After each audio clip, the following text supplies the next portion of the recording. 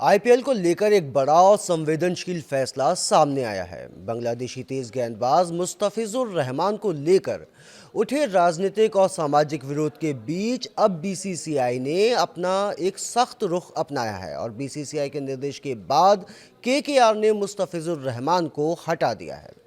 दरअसल ये मामला सिर्फ क्रिकेट तक सीमित नहीं रहा, बल्कि बांग्लादेश में हिंदुओं पर हुई हिंसा के बाद ये मुद्दा भावनाओं और राष्ट्रहित से भी जुड़ गया था। देखिए ये रिपोर्ट।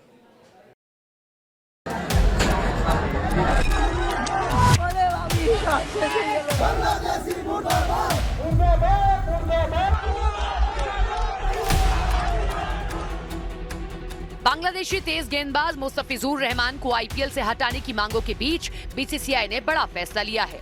बीसीसीआई सचिव देवजीत सकैया ने साफ कर दिया कि बोर्ड ने केकेआर फ्रेंचाइजी को मुस्तफिजुर रहमान को रिलीज करने का निर्देश दिया है।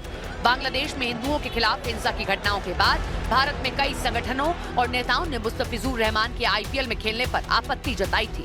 इसी दबाव के बीच अब बीसीसीआई का ये फैसला सामने आया है। Recent developments which is going on all across, BCCI has instructed the franchisee KKR to release one of their player Mustafizur Rahman of Bangladesh from their squad, and BCCI has also said that if they ask for any replacement, BCCI is going to allow that replacement. फैसले के बाद सियासी बयानबाजी भी तेज हो गई है। BJP नेता संगीत सोम ने बीसीसीआई और भारत सरकार का आभार जताते हुए कहा कि हिंदुओं की भावनाओं को समझा गया है। शिवसेना यूबीटी के आनंद दुबे ने भी इस कदम का स्वागत किया और इसे सही फैसला बताया। मैं धन्यवाद देता हूं बीसीसीआई और भारत सरकार को कि आपने देश के सैकड़ों करोड़ लोगों की, हिंदुओं की भावनाओं को, सनातनियों की भावनाओं को समझते हुए ये निर्णय लिया।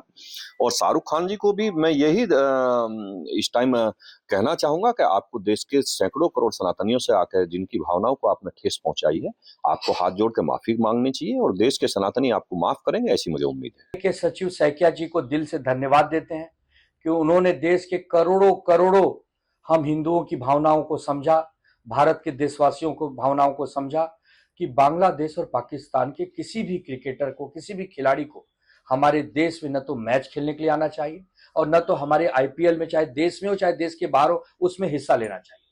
हम सब पहले दिन से विरोध कर रहे हैं कि जब तक बांग्लादेश और पाकिस्तान घुटने पर बैठकर क्षमा याचना हमारे देश से नहीं करता है, उसके टीम को पूरा बहिष्कार होना चाहिए।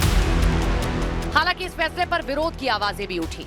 ऑल इंडिया इमाम संगठन के प्रमुख मौलाना साजिद रशीदी ने इसे खेल को राजनीति से जोड़ने वाला कदम बताया और फैसले पर सवाल खड़े किए। देखिए, ये फैसला अच्छा है, इसमें कोई दो राय नहीं, लेकिन ये फैसला पहले क्यों नहीं लिया गया? पहले शाहरुख खान को इजाजत दे दी गई कि वो खिलाड़ी को खरीदे और उसके बाद एक कंट्रोवर्सी कराई गई और फिर उसके बाद बैन कर दिया गया। ये अजीब नहीं लगता कि आपको? इस मुद्दे पर पहले भी तीखे बयान सामने आ चुके हैं। शाहरुख खान को लेकर संगीत सोम की गद्दार वाली पुरानी टिप्पणी हो या कथावाचक देवकीनंदन ठाकुर का विवादित बयान, इन बयानों ने माहौल को और ज्यादा गर्मा दिया है। रहमान जैसे खिलाड़ी भारत में खेलने आएंगे तो एयरपोर्ट से बाहर कदम नहीं रख पाएंगे, हम दावे के साथ कह रहे हैं। समझना चाहिए शाहरुख खान जैसे गद्दारों को कि जिस तरीके की गद्दारी आप देश के साथ कर रहे हैं, आपको यहां तक अगर आज पहुंचाया तो इस देश के लोगों ने पहुंचाया। आपको अगर पैसा मिलता है तो यहां के देश के लोगों से मिलता है, लेकिन आप उस पैसे से देश के साथ गद्दारी करते हैं। आप कभी पाकिस्तान को चंदा देने की बात करते हैं, कभी रहमान जैसे खिलाड़ियों को खरीदने की बात करते हैं। ये देश में अब नहीं चलेगा, इन गद्दारों की देश में कोई जगह नहीं रहेगी, ये मैं कहना चाहता हूं। बीसीसीआई का बहुत बहुत धन्यवाद जिन्होंने सनातनी जगत के दर्द को समझा और उन्होंने ये एक्शन लिया, उस बीसीसीआई का बहुत बहुत धन्यवाद। लेकिन एक बात हमको याद रखनी चाहिए कि केकेआर के पास में अवसर था कि वो दिखाता कि हिंदुओं के साथ खड़ा है, भावनाओं के साथ खड़ा है, लेकिन उन्होंने नहीं खड़े हुए। तो ये हिंदू जगत, सनातन जगत याद रखेगा कि मिस्टर केकेआर सनातनियों की भावना के साथ नहीं खड़े हैं। इतना सब कुछ होने के बाद सिंगल बयान मिस्टर केकेआर का नहीं है। कुल मिलाकर मुस्तफिजुर रहमान को लेकर किया गया बीसीसीआई का फैसला अब सिर्फ एक क्रिकेटिंग निर्णय नहीं रह गया है। ये फैसला खेल, राजनीति और भावनाओं के टकराव की तस्वीर बन गया है। सवाल यही है कि आगे चलकर क्या ऐसे फैसले भारतीय क्रिकेट और आईपीएल की वैश्विक छवि को प्रभावित करेंगे या इसे एक जरूरी और सख्त संदेश माना जाएगा।